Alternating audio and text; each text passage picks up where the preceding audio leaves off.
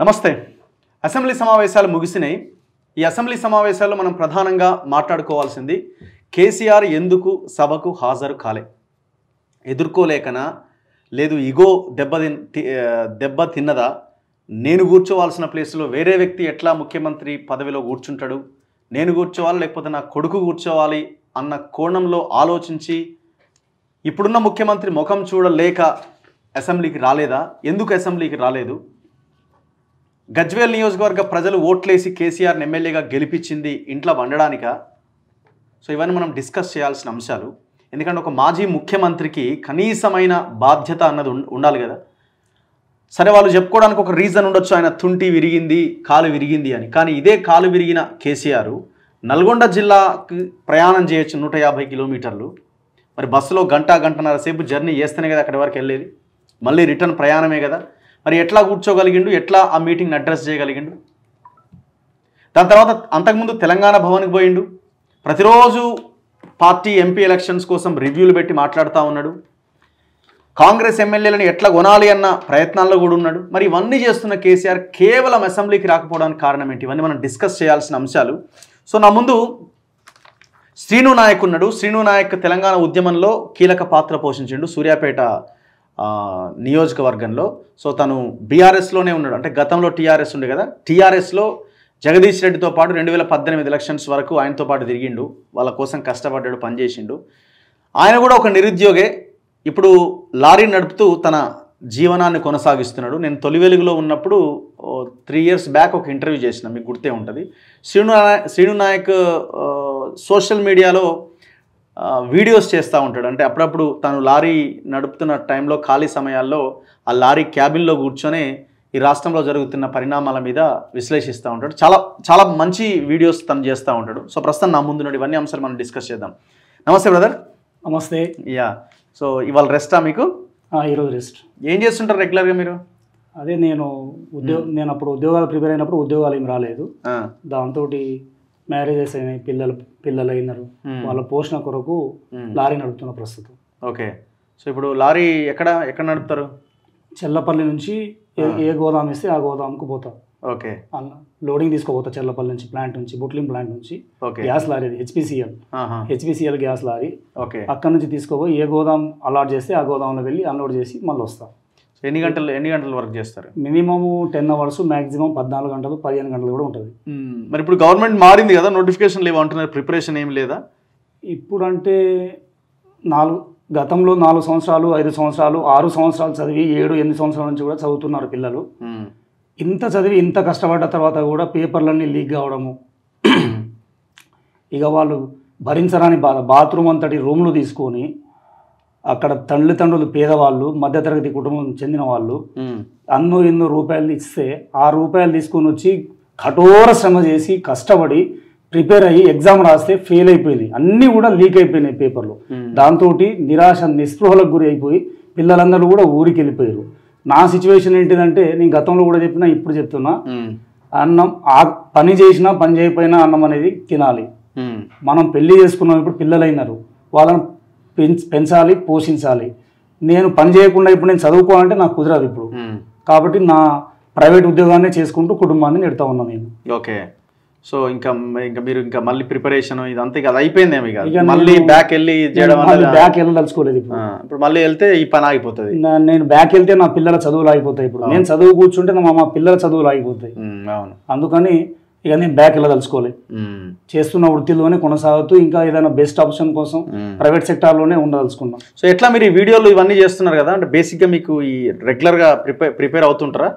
నేను రఘు గారు, నా ఊహ తెలిసినప్పటి నుంచి, నా 10th అయిపోయినప్పటి నుంచి, ఇంటర్మీడియట్ 2004 నుంచి ఇప్పటి వరకు రోజుకు 3 పేపర్లు 4 పేపర్లు చదవకుండా నేను ఎన్నడూ కూడా పండుకోలే. నేను అన్నం తినకుండా పండుకున్న రోజులు చాలా ఉన్నాయి. కానీ ఫ్రమ్ 2004 టు టిల్ డేట్ నేను 2-3 పేపర్లు చదవండి నిద్రపట్టదు నాకు. కాబట్టి నాకు అన్ని ఈ తెలంగాణ సమాజం మీదనే కాదు, భారతదేశం అంతటి మీద కూడా నాకు చాలా స్పష్టమైన అవగాహన ఉంది. నాకు రాజకీయం కావచ్చు, ఆర్థికం కావచ్చు, సామాజికం కావచ్చు, ఇతర ఏ రంగాలైనా కూడా నాకు చాలా స్పష్టమైన అవగాహన ఉంది. కాబట్టి నేను మాట్లాడగలుగుతున్నాను. ఎందుకు పాలిటిక్స్ లోకి వెళ్ళాలన్న ఆలోచన ఏం రాలేదా? నాలాంటి పేదవాడిని హక్కున చేర్చుకొని పార్టీల్లో ప్రాధాన్యం ఇచ్చే రోజు ఉందా ఈరోజు తెలంగాణలో? తెలంగాణలో ఒక వార్డు మెంబర్గా పోటీ చేయాలంటేనే లక్షలు ఖర్చు పెట్టే రోజులు ఇవి. అవును. నీకు రాజశేఖర రెడ్డి గారి పీరియడ్, ఎన్టీ రామారావు గారి పీరియడ్ కాదు ఇది. ఇది వార్డు మెంబర్ పోటీ చేయదలుచుకున్నాడు మినిమం 5-6 లక్షలు ఉండాలి. ఒక గ్రామ పంచాయతీకి ఇప్పుడు మా తండాలన్నీ గ్రామ పంచాయతీలు అయినాయి. సపోజ్ మా ఎగ్జాంపుల్ మా గ్రామ పంచాయతీ చూసుకుంటే మా ఉమ్మడి గ్రామ పంచాయతీలో అన్ని ఎన్నికల్లో నేను పార్టిసిపేషన్ అయినా. నేను 36,000 50,000 లోపు ఖర్చు ఉండేది. మా అంటే 1,50,000 లోపు ఖర్చు ఉండేది. ఈరోజు ఆ ఒక్క ఉమ్మడి గ్రామ పంచాయతీ 3 గ్రామ పంచాయతీలు అయినాయి. పూర్వ గ్రామ పంచాయతీలో ఒక సర్పంచ్ 20 లక్షలు ఖర్చు పెట్టిండు. ఓడిపోయినోడు కూడా 20 లక్షలు ఖర్చు పెట్టిండు. తండా పంచాయతీలు అయినాయి, 2 పంచాయతీలు అయినాయి. 2 పంచాయతీలలో ఉన్న 2 సర్పంచులు కూడా మినిమం 10 లక్షలు దాటినాయి వాళ్ళ ఖర్చులు. అంటే ఎక్కడ సంపాదించుకోవాలి? మళ్ళీ దోపిడీ చేయాలి, లేదా దొంగతనం చేయాలి. చేయరాని పనులు చేసి ఆ 10 లక్షలు పూడుపుకోవాలి వీళ్ళు. ఆ 10 లక్షలు పూడుపుకునేటందుకు ఎన్నో అక్రమాలు ఇవన్నీ చేసి ప్రజలు అబాసు పాలైపోయి వాడా సర్పంచ్ అంటే అతనా సర్పంచ్ గారు అని పిలిచే రోజులు కూడా ఉండవు, పోయినాయి. కాబట్టి నాలాంటి వాడిని పార్టీలు పిలిపించి టికెట్ ఇస్తాము పోటీ చేయమంటే ఈరోజు జనం కూడా నమస్తే అయ్యా దండం పెడతా చేతులు పట్టుకుంటా కాలు పట్టుకుంటా నాకు ఓటేయండి నేను బాగు చేస్తా అంటే ఓట్లేసే పరిస్థితులు లేదు. కేసీఆర్ వచ్చిన తర్వాత ప్రజలను బాగా త్రాగుబోతులను చేసిండు. కేసీఆర్ వచ్చిన తర్వాతనే అన్ని ఉద్యమాలు జరిగినాయి కదా. అనేక ఉద్యమాలలో అనేక బహిరంగ సమావేశాలు పెట్టినాం, సభలు పెట్టినాం. నేను ప్రతి బహిరంగ సభలో సమావేశాల్లో జనాలను తరలించిన విషయంలో నేను చాలా కీలక రోల్ పోషించినాడు. ఏ జనాలకు పైసలు లేకుండా మీటింగ్ సక్సెస్ అయినాయి, ఏ జనాలకు మీటింగ్ లేకుండా పైసలు బీర్లు బ్రాందీలు విస్కీలు బిర్యానీ ప్యాకెట్లు ఇవి పంచితేనే కదా పబ్లిక్ మీటింగ్ వస్తుంది కదా. ఏ పార్టీలోనైనా అదే పరిస్థితి. కేసీఆర్ గారు నేర్పించారు, టీఆర్ఎస్ పార్టీ నేర్పించింది తెలంగాణ ప్రజలకు.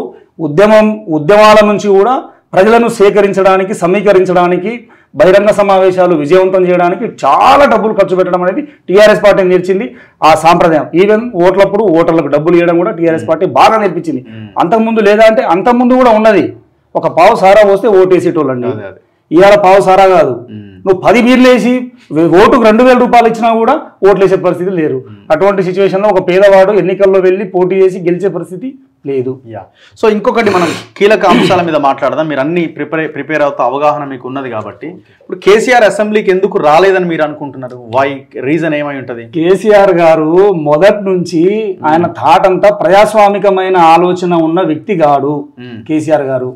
కేసీఆర్ గారికి ప్రజాస్వామ్య విలువల మీద ప్రజాస్వామ్యం అనే దాని మీద విలువలు లేవు, ఆయనకు నమ్మకం లేని ఆయన థాట్ అంతా కూడా రాజరికపు ఆలోచనలు అయినాయి. నేనే రాజు నేనే మంత్రి, ఏదో సినిమాలో అంటాడండి, నాకు దక్కనిది నీకు దక్కనియనని ఏదో సినిమాలో డైలాగ్ ఉంటుంది. అది ఆయన శాశ్వత రాజుని నేనే, శాశ్వత మంత్రిని నేనే, నేను కావాలి, లేకపోతే నా కొడుకు కావాలి, లేకపోతే నా మనవడు కావాలి. ఈ తెలంగాణ నిజాంల తర్వాత నేనే ఈ తెలంగాణకు నిజాంని అన్నంత ఆలోచనలో కేసీఆర్ గారు వెళ్ళిపోయారు. ఇప్పుడు కానీ ఇది ప్రజాస్వామ్యం, ప్రజలు దాన్ని విస్మరించలే. ప్రజలు చాలా గొప్పవాళ్ళు, ప్రజలు చాలా చరిత్ర నిర్మాతలు ప్రజలే. ఇదే మీకు ప్రూఫ్, ఈ ఎన్నికలే మీకు ప్రూఫ్. కేసీఆర్ అనుకున్నట్లుగా కేసీఆర్ అనుకున్నాడు రాజునని, కానీ ప్రజలు కేసీఆర్ని రాజుగా భావించలే. అందుకనే ప్రజలు దించిర్రు. ఇప్పుడు ఏమవుతుందంటే ప్రజలు ఇచ్చిన తీర్పు పట్ల గౌరవం ఉండాలి కదా.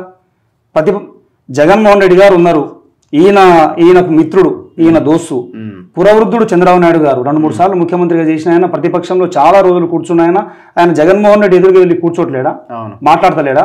ప్రజా సమస్యల పట్ల ప్రభుత్వాన్ని ప్రశ్నించట్లేదా? ప్రజలకు రావాల్సిన ప్రయోజనాలు వెళ్ళాలని ప్రజల పక్షాన గొంతు ఇప్పట్లేడా? మరి ఈయన ఎందుకు రావట్లేడంటే ఈయనను మన్మోహన్ సింగ్ లాంటి ఇప్పుడు అపోజిషన్ లీడర్ రాజ్యసభకి వెళ్తున్నాడు, వీల్ చైర్ మీద వెళ్తున్నాడు, ఆపరేషన్స్. అవును, ఈయనకు పోలిస్తే సో చాలా ఇదనమాట. అందుకని ఈయనకు ఉన్నటువంటి రాజరికపు ఆలోచనలు, రాజరిక ధోరణి అడ్డుకుంటుంది ఈయనను. చాలా ఈగో హట్ అయిపోతున్నది ఆయన. నేను రాజుని, నేను అక్కడ పోవాలన్నా, రేవంత్ రెడ్డికి ఎదురు కూర్చోవాలన్నా. ఇంకొకటి ఏంటంటే రేవంత్ రెడ్డి గారు అపోజిషన్లో ఉన్నప్పుడు ఏ తండ్రి అయినా కూతురు పెళ్ళి అవుతున్న రోజు జైల్లో ఉంటే ఏ తండ్రికి ఎంత బాధ ఉంటుంది? 2-3 సార్లు ఆయన జైలు పంపించిండు. నేను ఆయన దగ్గర పోయి ఒక అపోజిషన్లో కూర్చోవాలన్నా అనేది ఆ ఆహం ఏదైతే ఉందో అది బాగా హట్ అయిపోయి మైక్ కట్ చేస్తే కూర్చోవాల్సి వస్తుంది. ఇంతమంది ఈయన కట్ చేసి మైకులు కట్ చేసి ఎమ్మెల్యేలను అవమానించి ప్రిపేర్ అయ్యి రాలంటే పీకనికి వచ్చిర్రా ఇష్టం వచ్చినట్లు రాజు కదా ఆయన ఉన్న 9.5 సంవత్సరాలలో ఒక రాజుగా భావించుకున్నాడు. ప్రతిపక్షాలను లెక్క చేయలేదు, ఎమ్మెల్యేలను మాట్లాడనీయలేదు, మంత్రులను చప్రాసుల కంటే హీనంగా చూసిండు. ఈటల రాజేందర్ గారే చెప్పిండు, ఈ మాట నేను చెప్పడం కాదు, మనుషులను మనుషులుగా కూడా చూడలేదు వీళ్ళు. అట్లా ఆయన మనుషులుగా చూడని వ్యక్తి కాబట్టి ఈ ఆహం అంతా అడ్డం వచ్చి ఇప్పుడు నేను కూడా పోతే నన్ను కూడా అదే రీతిలో రెస్పాన్స్ వస్తుందేమో, నన్ను కూడా అదే రకంగా ట్రీట్ చేస్తారేమో అని చెప్పేసి ఆయన అసెంబ్లీకి వెళ్ళడానికి భయపడుతున్నాడు. ఇది ప్రధానమైన కారణం ఆయన అసెంబ్లీకి వెళ్ళకపోవడానికి.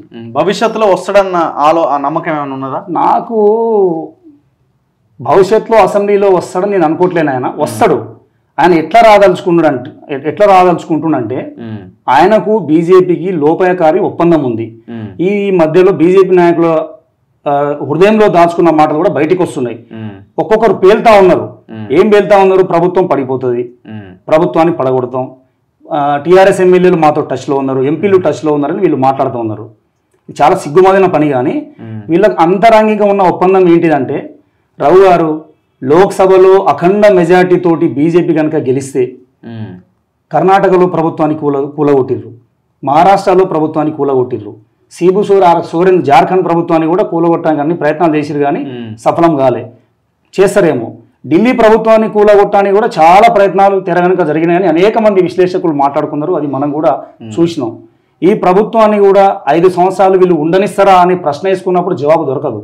ఎందుకంటే వీళ్ళ లోపల ఉన్న ఒప్పందం ఏంటిదంటే, అఖండ మెజార్టీ తోటి అక్కడ కనుక గెలిస్తే వీళ్ళు ఒక్కటై గవర్నమెంట్ని పడగొట్టే ఆలోచన కూడా చేస్తున్నారు వీళ్ళు. ఇప్పుడు కేసీఆర్ ఆల్రెడీ ఆ ప్లాన్ లో ఉన్నట్టే కనబడుతున్నది. ఎందుకంటే కాళేశ్వరం ఎంక్వైరీలు, భూములు, ఈ వ్యవహారాలు సరే వీళ్ళు ఎంతవరకు విచారణ చేసి శిక్ష వేస్తారన్నది పెద్ద క్వశ్చన్ మార్కే. సో అదొక వైపు పక్కన పెట్టి, ఒకవేళ అలాంటి సిచ్యువేషన్ కనుక వీళ్ళు తీసుకొస్తే కేసీఆర్కి ఇంకా ఆప్షన్ లేదు. గవర్నమెంట్ని ఇబ్బంది పాలు చేసి తనను తాను సేవ్ చేసుకోవడం తప్ప కేసీఆర్కు ఉన్న ఆప్షన్ లేదు. సో మీరు అంటున్న బీజేపీ యాంగిల్ కూడా, బీజేపీ వాళ్ళకి ఇక్కడ వాళ్ళు అధికారంలోకి రావాలి భవిష్యత్తులో అన్న ఒక ప్లాన్ అయితే వాళ్ళకు ఉన్నది. సో కేసీఆర్ పార్టీ కనుక ఒకవేళ ఉంటే బీజేపీకి ఎక్కడ అవకాశం ఉంటుంది? కాంగ్రెస్ వర్సెస్ బీఆర్ఎస్ కానీ భవిష్యత్ ఫైట్ ఉంటుంది. సో దాన్ని ఫిల్ చేయాలంటే ఫస్ట్ బీఆర్ఎస్ లేకుండా పోవాలి బీజేపీకి. సో ఆ ప్లాన్లో కూడా వాళ్ళు ఉన్నారు. అల్టిమేట్గా కేసీఆర్కి ఉన్న ఆలోచన ఏంటంటే, అయితే బీజేపీతో వెళ్ళాలి, వాళ్ళ దగ్గరికి ఎంతవరకు రాణిస్తారన్నది పాయింట్. రెండోది, ఈ గవర్నమెంట్ని ఎట్టి పరిస్థితుల్లో లేకుండా చేయాలి. బీజేపీ వాళ్ళు రాణిస్తారా రానియరా అనేది లేదు. బీజేపీ వాళ్ళు తప్పకుండా రాణిస్తారు, రాణిస్తున్నారు, మాట్లాడుకుంటున్నారు. లోపలంగా జరగాల్సినవి అన్ని కూడా జరుగుతున్నాయి. కేసీఆర్ గారితోటి ఇప్పుడు బండి సంజయ్ గారిని రాష్ట్ర పార్టీ అధ్యక్షుడిగా ఎందుకు తప్పించారు? కేసీఆర్ గారి సూచన మేరకే బండి సంజయ్ని అధ్యక్షుడిని తప్పించి కేసీఆర్ గారితో బాగా కోఆర్డినేషన్ చేసుకోగల సామర్థ్యం ఉన్న నాయకుడు కిషన్ రెడ్డి గారని ఆయన తప్పించారని చాలా మంది విశ్లేషకులు మాట్లాడుకోవడం ఏంటంటే, మీరన్న ఈక్వేషన్ ఎలక్షన్స్ కి ముందు మీరన్న ఈక్వేషన్ పర్ఫెక్ట్. ఎందుకంటే వాళ్ళు కాంగ్రెస్ అధికారంలోకి రావద్దు అన్న ప్లాన్ చేసినారు, దాంట్లో సక్సెస్ కాలేకపోయారు. కానీ ఇప్పుడు కేసీఆర్ అవసరం ఏముంది వీళ్ళకి? కేసీఆర్ లేకుండా పోతేనే కదా బీజేపీ ఇక్కడ పాగా వేయడానికి అవకాశం ఉన్నది. ఓకే రావు గారు, ఇప్పుడు కేసీఆర్ అవసరం ఏం లేదని మీరు అంటున్నారు. ఇప్పుడు నేనేం చెప్తున్నా అంటే, కేసీఆర్ కి ఉన్నది అవసరము, కేసీఆర్ అన్నదే పాయింట్. వాళ్ళకు కూడా చాలా ఉంది. ఇప్పుడు కేసీఆర్ దగ్గర 39 మంది ఎమ్మెల్యేలు ఉన్నారు. మరి ఇప్పుడు కేసీఆర్ ఆ బీజేపీ కావాల్సినటువంటి బలాన్ని ఎవరు సప్లై చేస్తారు? అవును, ఆయన లేకుండా చేస్తే వీళ్ళంతా ఇటు వచ్చేస్తారు కదా. అట్లా చేయరు. డైరెక్ట్ చేయదలుచుకుంటే అట్లా చేయొచ్చు, కానీ వీళ్ళకు మొదల నుండే ఒప్పందం ఉంది. ఆయన డైరెక్ట్ రాజులు లేపేసి మిగతా సభ్యులందరినీ, మిగతా సైనికుల్ని లొంగ తీసుకోవచ్చు. అది యుద్ధ సూత్రం కూడా. కానీ ఇక్కడ రాజకీయ సూత్రంలో కేసీఆర్ని లేకుండా చేసి వీళ్ళు అట్లా చేసుకోలేరు. మొదటి నుండి సహకారం ఉన్నది. మీరు 2014 నుండి ఇప్పటి వరకు ఏ అంశం మీద కేసీఆర్ గారు బీజేపీకి సహకరించలేదు, ఏ అంశాన్ని వ్యతిరేకించిండు, ఏ బిల్లును పార్లమెంట్లో వ్యతిరేకించిండు, అట్లా లేదు. కాబట్టి వీళ్ళు పరస్పర సహకారంతో నిజంగా కేసీఆర్ని లేపదలుచుకుంటే రాజకీయంగా ఎందుకు కవిత గారిని అరెస్ట్ చేయొచ్చు కదా. ఢిల్లీ ముఖ్యమంత్రిని అరెస్ట్ చేయాలని చాలా ప్రయత్నం చేస్తున్నారు. ఆల్రెడీ డిప్యూటీ సీఎంని అరెస్ట్ చేసిర్రు. మొన్న జార్ఖండ్ ముఖ్యమంత్రి సోరెన్ని కూడా అరెస్ట్ చేసిర్రు. మరి కవితను ఎందుకు అరెస్ట్ చేయరీడా అంటే, అవగాహన తోటి ఉన్నారు కాబట్టి కేసీఆర్ గారిని టచ్ చేయరు. వాళ్ళు కేసీఆర్ గారిని కలుపుకుంటారు. అంతకుముందు ఇప్పుడు ఈ అసెంబ్లీ ఎన్నికలకు ముందు అంతర్గత ఒప్పందంతో, లోపాయకారి ఒప్పందంతో ఎన్నికల్లో పోయినారు వాళ్ళు. ఇప్పుడు ఏం చేస్తారంటే, ఇప్పుడు బహిరంగంగా పోయినా కూడా నష్టం లేదు వాళ్ళకు. బహిరంగంగా పోయినా నష్టం లేదు. ఎందుకు నష్టం లేదంటే ఆల్రెడీ అంతకంటే అసెంబ్లీలో జరిగిన నష్టం కంటే కూడా ఇప్పుడు జరగదు కదా. అసెంబ్లీలో ఏం నష్టం జరిగింది? బీజేపీ బీఆర్ఎస్ ఒక్కటే అని ప్రజలకందరికీ అర్థమైపోయింది కాబట్టి కాంగ్రెస్ పార్టీకి ఓటేసిర్రు. అది సత్యమైంది కదా. ఇప్పుడు బహిరంగంగానే పోతే నష్టం ఏమున్నది? ఇప్పుడు బహిరంగంగా కూడా వాళ్ళు పోవచ్చు. నీ పార్లమెంట్ ఎన్నికలకు ముందు బీఆర్ఎస్ బీజేపీ కలిసి పోలేవని కూడా ప్రశ్న లేదు, పోవచ్చు కూడా. రెండు పార్టీలు కలిసి కూడా సీట్లు పంచుకొని. ఇప్పుడు కేసీఆర్ అవినీతిని మేము క్వశ్చన్ చేస్తున్నాం, ఎంక్వైరీలు వేస్తున్నాం, ఖచ్చితంగా అవినీతిని బయటకు తీస్తామన్నారు. మీలాంటి వాళ్ళకి నమ్మకం కలుగుతున్నదా? అస్సలు అంతేనా? నవ్వుతున్నాను నాకు నవ్వు వస్తుంది. బండి సంజయ్ గారి ప్రకటన చూసి. వీళ్ళు కాంగ్రెస్ వాళ్ళు ఇప్పుడు ఇక్కడ వీళ్ళు అధికారంలో ఉన్నారు కదా, వీళ్ళు వచ్చా వీళ్ళనా? కాంగ్రెస్ వాళ్ళ మీద నమ్మకం ఉంది. ఎట్లా చేస్తారు? విషయం ఏంటంటే సిబిఐకి కనుక ఇప్పుడు వాళ్ళు బీజేపీ వాళ్ళు ఏం చెప్తారంటే మీరు సిబిఐకి లెటర్ రాయండి, మీరు సిబిఐకి లెటర్ రాయండి అని. రాష్ట్ర ప్రభుత్వం కనుక సిబిఐకి లెటర్ రాస్తే కేసీఆర్ ని కాపాడిన వాళ్ళు అవుతారు. వీళ్ళు కేసీఆర్ ని కాపాడిన వాళ్ళు అవుతారు. రేవంత్ రెడ్డి అనేటోడు కేసీఆర్ ని కాపాడినోడు అవుతాడు. జగన్మోహన్ రెడ్డి ఇప్పుడు సిబిఐ కేసు లేవా జగన్మోహన్ రెడ్డి మీద? విచారణలో ఉన్న ఖైదీ ఆయన వెళ్తూనే ఉన్నాడు కదా, విచారణలో వెళ్తూనే ఎంక్వైరీలో ఉన్నాడు ఆయన. 7-8 సంవత్సరాలు ఆయన ఎందుకు టచ్ చేస్తలేరు? సిబిఐకి లెటర్ రాస్తే ఈ కేసు సిబిఐకి వెళ్ళిపోయింది అనుకోండి, కేసీఆర్ సేఫ్ అయిపోతాడు. సిబిఐ కేసులు ఉన్నటువంటి జగన్మోహన్ రెడ్డిని వదిలేసిన వాళ్ళు ఈయనెందుకు వదలరు? ఈయనెందుకు వదలండి? కాబట్టి సిబిఐకి ఎంక్వైరీకి పెట్టకుండా రాష్ట్ర ప్రభుత్వమే జ్యుడిషియరీ ఎంక్వైరీ ఆల్రెడీ వివిధ ప్రాజెక్టుల మీద పథకాల మీద ఎక్కడైతే తప్పులు ఒప్పులు జరిగినాయో అన్ని కూడా రాష్ట్ర ప్రభుత్వం విచారిస్తుంది. రాష్ట్ర ప్రభుత్వ పరిధిలోనే వీళ్ళ మీద ఎంక్వైరీ పెట్టాలి. రేవంత్ రెడ్డి గారు పని చేస్తుండ్రు. వీళ్ళను ఎంక్వైరీ తేలుస్తాడని నమ్ముతున్నా. నా మటుకైతే నేను నమ్ముతున్నా. వీళ్ళ చిట్ట అక్రమాలు, వీళ్ళు చేసిన భాగోతాలు అన్నీ కూడా ప్రజలకు వివరించాలి. అట్లా వీళ్ళు కూడా కాంగ్రెస్ ఎలక్షన్స్ కి ముందు జరుగుతున్న వ్యవహారం ఒక డ్రామా లాగా మీకు అనిపిస్తలేదా? ఏది ఓవరాల్ ఎంక్వైరీలు ఇవి ఏదో హడావుడి చేసినట్టుగా డ్రామా నాకేం అనిపించట్లేదండి. వీళ్ళు అంటే ఎంపీ ఎన్నికలు అయిపోయేదాకా సీరియస్గా పోదు గవర్నమెంట్ పోదు. ఇప్పుడు ప్రజల్లో ఉన్నటువంటి విషయం ఏంటిదంటే ఇప్పుడు జగన్మోహన్ రెడ్డి గారిని ఎన్నో కేసులు ఎదుర్కొన్నటువంటి వ్యక్తిని సానుభూతితోటి అయ్యో పాపం అనే సానుభూతి ప్రజలు చూపిస్తారు. ఆ సానుభూతి ప్రజలు మరలరేమో అనేది కూడా లేదు. వీళ్ళు అసెంబ్లీలో ఆడుతున్న డ్రామాలు, ఈ నాటకాలు అన్ని చూస్తే ఇప్పుడు ఈయనకు అసెంబ్లీలో పోవడానికి తుంటి ఎముక ఇరిగింది నాకు, కాబట్టి పోతలేడు. నల్లగొండ పోయింది 150 కిలోమీటర్ ఇక్కడ నుంచి. నల్లగొండ పోయి ఏం చేసిండే ముఖ్యమంత్రి గారు? నిజంగా ఆయన నల్లగొండ పోయినట్టు నాగార్జున సాగర్ ప్రాజెక్టు మీద పోయి ధర్నా చేసి ఉంటే నేను సంతోషించేవాడిని, మా మద్దతు తెలిపేటోడిని. ఎందుకు దేనికి మద్దతు తెలిపేటోళ్ళం అంటే నాగార్జున సాగర్ ఎడమ కాలువ కింద చాలా పొలాలు వేల ఎకరాలు ఎండిపోతున్నాయి. ఇప్పుడు ఎస్ఆర్ఎస్పి కింద కూడా చాలా మంది రైతులు వేసుకున్నారు. వాళ్ళు గవర్నమెంట్ చెప్పింది అప్పటికి వేసుకోకండి, అధికారులు చెప్పారు పొలాలు వేసుకోకండి నీళ్లు రావు అని చెప్పినప్పటికీ కూడా ప్రజలు ఆశతోటి వేసిర్రు. ఈయన ఏం చేసినట్టే వానాకాలం నీళ్లు వదిలిపెట్టిండు కేసీఆర్ గారు. ఎందుకు? ఎన్నికలకు ముందు ఆ అసెంబ్లీ ఎన్నికలకు ముందు చాలా నీళ్లు వేస్ట్ చేసిండు ఈయన. నాకు ఓట్లు రావాలి, వానాకాలంలో కూడా పంటలన్నీ ఎండిపోయేటియే. ఏది నాగార్జున సాగర్ ఎడమ కాలువ కింద ఉన్నటువంటి రైతాంగం కానీ ఎస్ఆర్ఎస్పి కింద ఉన్న రైతాంగం కానీ పొలాలన్నీ ఎండిపోయేటియే. కానీ ప్రజల ఓట్లు తనకు మలుచుకోవాలని చెప్పేసి చాలా నీళ్లు వేస్ట్ చేసింది కేసీఆర్ గారు. కానీ నా నల్లగొండ మీటింగ్ పోయినట్టు నాగార్జున సాగర్ మీద మీటింగ్ పోయి రైతాంగం పొలాలన్నీ ఎండిపోతాయి రేవంత్ రెడ్డి గారు, ఈ ప్రభుత్వం తక్షణమే నీళ్లు విడుదల చేయాలని ధర్నా చేసి ఉంటే నల్లగొండ రైతాంగం మొత్తం కూడా కేసీఆర్ని శభాష్ అని చెప్పేది. ఆ పార్లమెంట్ ఎన్నికల్లో ఎన్నో ఓట్లు కూడా వేసేటోళ్ళు. ఎందుకంటే పొలాలు చాలా ఎండిపోతున్నాయి. ఆ పని చేయలే. పక్కాగా రాజకీయ లబ్ధి కోసమే పోయాడు. నల్గొండ చాలా చైతన్యవంతమైనది. నేనే చెప్తున్నా, నాకంటే మేధావులు చాలా మంది ఉన్నారు నల్గొండలో. కమ్యూనిస్టు ప్రభావం ఉన్న జిల్లా అది. చాలా మంది పక్కాగా పార్లమెంట్ ఎన్నికల్లో లబ్ధి పొందాలనే నల్గొండలో పోయిండినా. ఇది డ్రామా కేసీఆర్ది, రాజకీయ లబ్ధి కోసం. ఇప్పుడు కాళేశ్వరం విచారణ గురించి మనం మాట్లాడితే మాకు నమ్మకం ఉంది అని అంటున్నారు. ఇప్పుడు ఆల్ పార్టీలకి మెగా కృష్ణారెడ్డి పైసలు ఇచ్చినోడే కదా, చిన్ని పార్టీలకి ఇంక్లూడింగ్ కాంగ్రెస్, బీజేపీ, బీఆర్ఎస్, అది వాళ్ళదే మొత్తంగా. సో వీళ్ళు దీని మీద ఎంక్వైరీ చేయడానికి ముందుకు వెళ్తారని మీకు అనిపిస్తున్నదా? కాళేశ్వరం మీద, నీళ్ల ప్రాజెక్టుల మీద ఏ ఎంక్వైరీలు చేసినా సార్, ఏ ఎంక్వైరీలు చేసినా నీళ్లలో పోసిన పైసలు అవి దొరకవు. జలయజ్ఞం ధనయజ్ఞం అయిందని కాగ్ రిపోర్ట్ ఇచ్చింది. రాజశేఖర రెడ్డి గారి పీరియడ్లో జలయజ్ఞం ధనయజ్ఞంగా మారిందని కాగ్ రిపోర్ట్ ఇచ్చింది. తర్వాత వచ్చిన గవర్నమెంట్ ఏమన్నా చేయగలిగిందా? నీళ్ల ప్రాజెక్టుల మీద వీళ్ళను మక్కి కీలు పట్టినట్టుగా పట్టడం చాలా కష్టం.